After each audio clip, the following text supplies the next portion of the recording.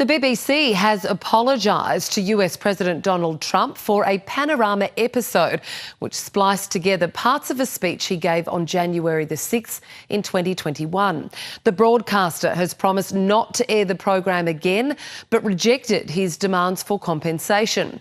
The apology comes after a second similarly edited clip broadcast on Newsnight in 2022 was revealed by Britain's Daily Telegraph. With more, I'm joined by America's Editor John Lyons from Washington. A very good morning to you. John, what do you make of this BBC apology? Well, Catherine, the key question, I suppose, will be, will this be enough to appease President Trump? Clearly, the chair, Samir Shah, after a shocking week for the BBC where they lost two of their most important executives, the managing director and the director of news, has now a major crisis of confidence, both with the public, the British public, who pay the licence fees, even though they don't have a choice in that. They're built into the tax system in the UK. They also have a problem internally. Their credibility's been hit.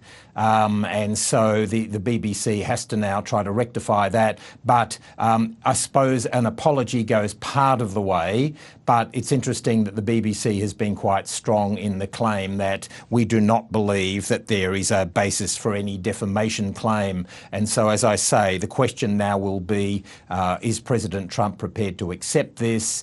He often has a combative relationship with various media. Let's not forget, not that long ago, he sued Rupert Murdoch, even though he loves the Fox News network. It's his favourite network here in the US. He sued Rupert Murdoch over a Wall Street Journal article. Now that appears to have just dropped away. So whether or not Donald Trump allows this just to over time disappear or he wants to fight is what remains to be seen. Has he been active on social media? We know that on Truth Social he responded when there were the two high-profile sackings or resignations of BBC that you just aforementioned. Has there been any word from the Trump camp on this latest development? Not so far. He's been fairly quiet today, but clearly the White House is now saying that the BBC, that the first incident, the Panorama incident, which was obviously misleading editing, there's no doubt about that. It created a very misleading impression.